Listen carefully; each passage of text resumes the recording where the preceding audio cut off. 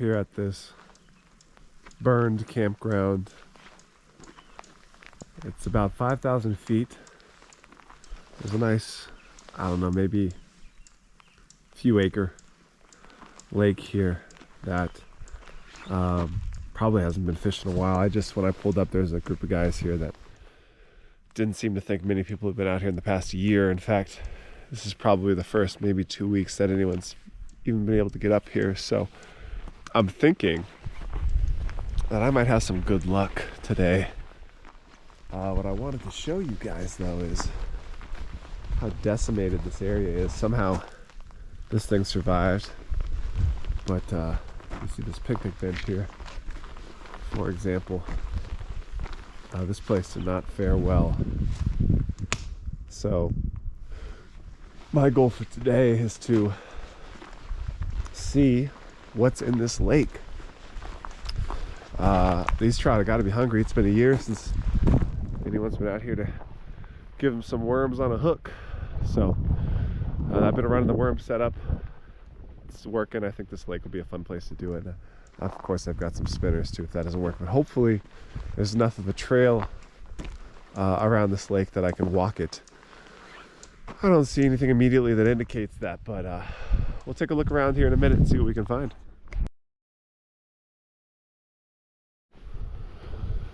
So what I'm trying again today is I have a little, I don't know what these are called, like barrel weight here, and I have it crimped. I don't know if you guys can see this here, but I have it crimped so that it doesn't go over my swivel, and then I just have an 8-inch pre-tied bait hook.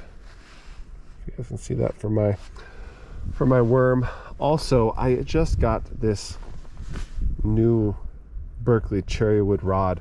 I have been breaking all of my rods recently. I've broken like 3 in the past 3 weeks. I had this nice Okuma SST here that I only had the bottom half now because the top half is broken. So I decided to spend 25 bucks on a rod rather than at least twice that, because these things break so easily. Well, at least when I'm fishing. So I thought, well, let me spend half as much money, and then if I break it, I don't have to feel so bad about it. I have a feeling that it's not going to affect my ability to catch fish. So I'm going to give it a try. I got my worms, got my backpack ready. I'm going to head out here, cast right at this right at this spot here, I think, to start. I haven't seen anything jump, but I also, yeah, maybe I spoke too soon. I also haven't really been looking. It is a small lake, so I'll be able to cover, I think, all of it if I can find some sort of trail. So we'll give it a go. We'll see what we can do. I'm coming up to the water here, and as I'm coming up, I'm trying to make as much noise as I can. I've been yelling actually before I turn the camera on, because I am up here in the middle of nowhere, and as much as that's nice because there's not other people around, it can be quite eerie. And my ideal situation is to actually be alone and not be alone with big animals. So trying to make as much noise as I can, just in case any of these animals get any bright ideas. This water here looks pretty shallow. Quite shallow. I really can't tell. It's shallow right at the bank here. I might stop a minute and see if I see anything jump. It's pretty calm on the water here. Of course, I'm not that excited to go walking into this water because it's pretty cold out, and I have my waders on, but still. So I don't know where to go. If I cast it from right here, I don't think that's really going to get anywhere deep, so I might have to keep walking here. But if I see any fish jump, I think that'll be a pretty, it looks kind of deeper right here. I don't know. I'll go a little farther here.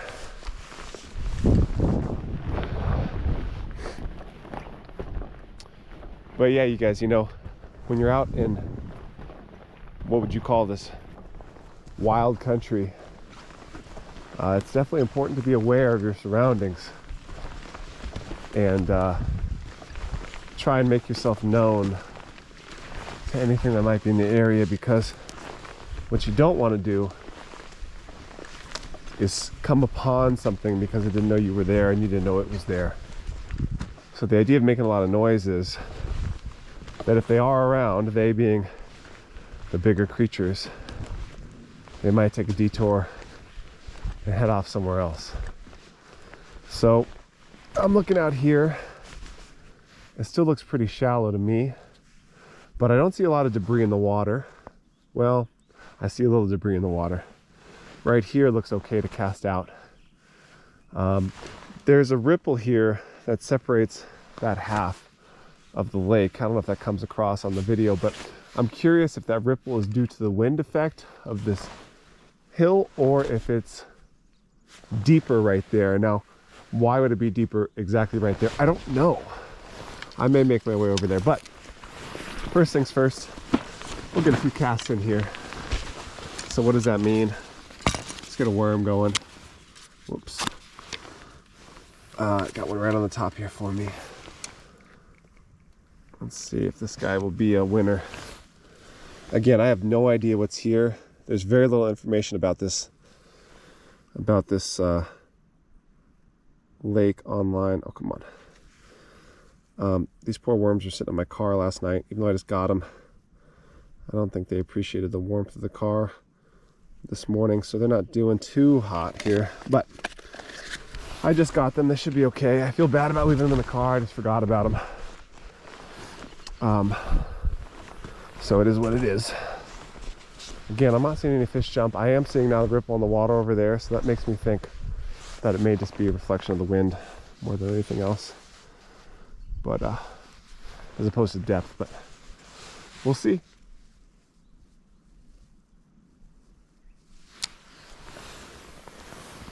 First cast.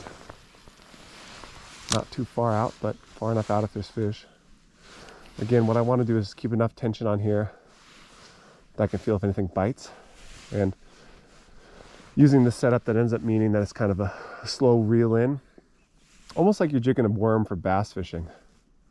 That's how I see this. In fact, I would say it's somewhat equivalent to that. It's really the same setup except with a real worm here. Oh, they're jumping. There's a couple of small ones out there. I'm looking for a bigger fish than that.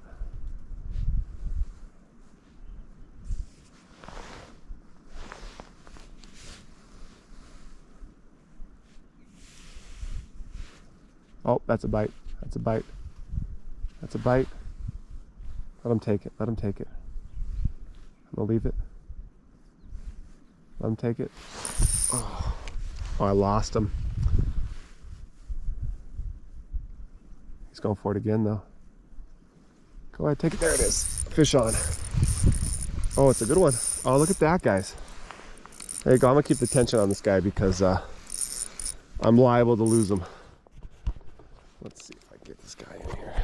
Adjust this camera a little bit. All right. Where's he at? There he is. Let's see what he looks like. I don't have my net on me, of course, as per usual in Dylan fashion. But if I keep the tension on him, I might be all right here. Oh, let's see if I can bring him in. Come here, little buddy. Wow. Beautiful fish. Beautiful fish. Can you guys see this? Hold on a second.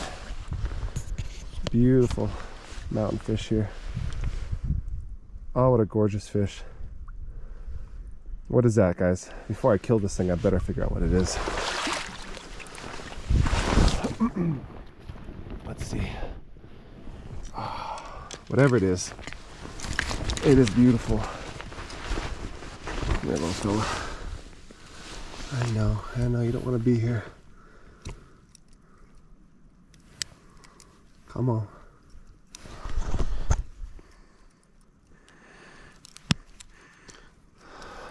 Well, I'm gonna have to end up keeping this fish either way because he's bleeding out. Once you start seeing blood in his lip, It's often, that looks like a brookie to me. Yeah, I'm gonna take this guy out of his misery.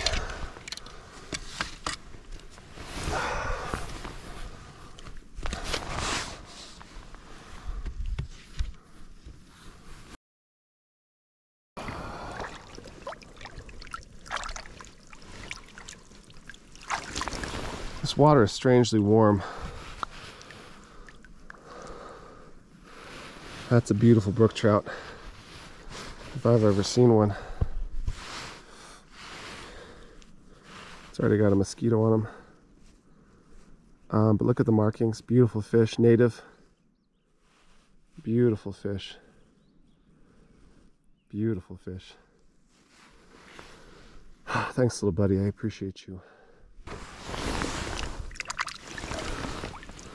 So we've got this fish basically cleaned out. That's a beautiful brook trout. You can tell by the markings.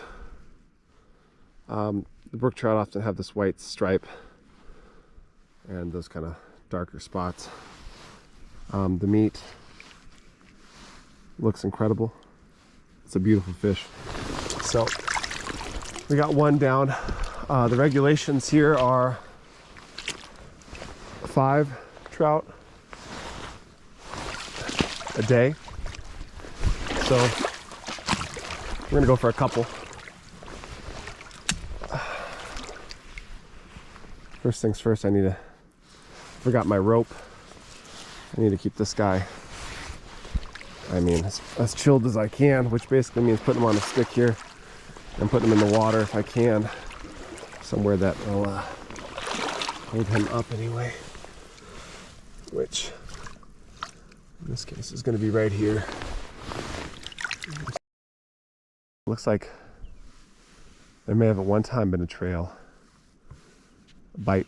Let me stop talking.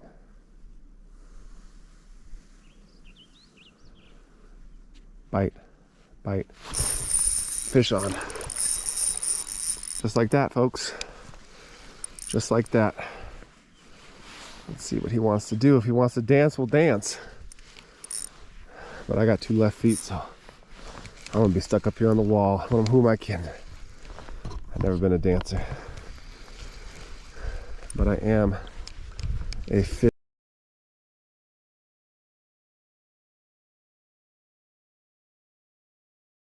romancer. If you catch my drift, look at this guy. All right. Oh yeah, buddy. No. I appreciate you coming over here. Now let me just get you right. No, it's all right. I just want to talk to you. Beautiful fish. All right, guys, look at this guy. He's even bigger than the last. Oh, he's even prettier. Oh gosh, you guys, these fish are incredible. It's an incredible fish. That is an incredible fish. All right, let's get him. You can keep, I just read the regulations. You can keep an unlimited number of trout, which to me seems like an unreasonable number given how many you could probably catch in here. But that's what they say. Oh, buddy, you are alive. Oh, let me just get the hook off you. I'm sorry. Oh, man, I'm like a sissy. All right, come on. Oh man, these hooks are really doing damage on these poor guys. All right. Stay there, buddy. It's a beautiful fish. Nope. Oh, Jesus. Another beautiful brook trout. All right, I'm gonna put him out of his misery. Let me tell you guys about the recipe for air fryer trout. Basically, these trout aren't that big. So another one just jumped. Because of that, it's not as time consuming as it may be otherwise to smoke them in quotation marks. Basically what I do is I dry brine them. This last time I did 3/4 brown sugar, 1/4 salt. I would probably say, to be on the safe side, do 2/3 brown sugar, 1/3 salt. The general recipe is half and half, but I found that made things way too salty when I ended up dehydrating them. Anyway, do it overnight. Stick them in the dry brine, leave them overnight, and then, oh, thought I felt something. And then what you want to do is the next day, you're going to rinse all the brine off, obviously. And then the mistake I had been making is I would take them straight from rinsing them and put them in the dehydrator, and they were so salty. So what I decided might be helpful is to just let them soak. Not to rehydrate, but to reach some sort of equilibrium there with the salt content by leaving them just in cold water for about 5 minutes.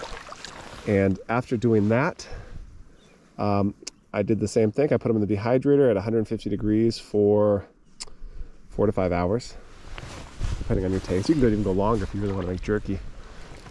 And it came out incredible. So that's my suggestion. One of these days I might make a video of that. Not a complex recipe, but just a little how-to guide might be helpful. But for now, take my word for it, it's worth trying if you have an air fryer, which seems to be everyone does these days. Not everybody has a smoker. I also wonder if it might actually be healthier to just dehydrate it as compared to smoke it, because I know that the carcinogens, again in quotation marks here, is not good for you. And that's what smoke is. So I don't know. It just justifies me not buying a smoker. What I might end up doing is actually getting a bigger air fryer, especially if I'm catching fish like I am right now, prolifically. It is nice when you're out here by yourself to have a camera to talk to, so that at least it feels a little less lonely. And I don't mean lonely like it'd be nice if other people were here. It's more of that feeling of aloneness where you feel like you're the only one in the world. And sometimes I get that feeling out of a place like this. And it's not the best feeling. It's it's an interesting, I don't know if I want to call it a reset, but it is like a, I don't know, there's an appreciation gained for people and for their absence. And it's funny, I started thinking that I've only been out here for an hour, so maybe that's just a reflection of my relationship to the world, that it's just nice to have other people around. So I feel like it'd be hard to live in the middle of nowhere. It's like a real strong feeling of isolation that, for me anyway, is not something that I really would seek out. That being said, if I wasn't always concerned about seeing wild animals, I think I would find this ultimately very therapeutic. I guess it's fair to say I still do find it therapeutic, but it ends up being retrospectively like, oh, I'm so glad I did that. But in the moment, I catch myself really concerned, just concerned. I guess just about wildlife. But in some ways, that's par for the course out here.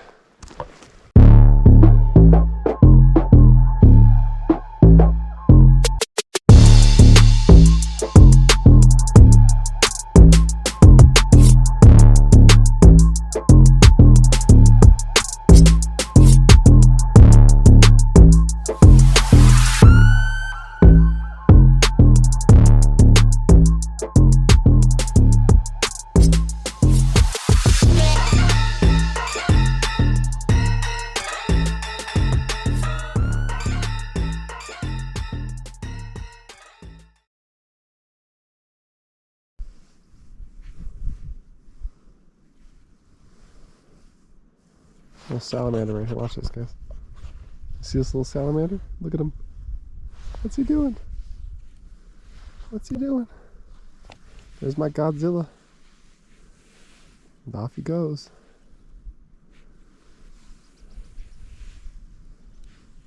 I bet the fish love those things.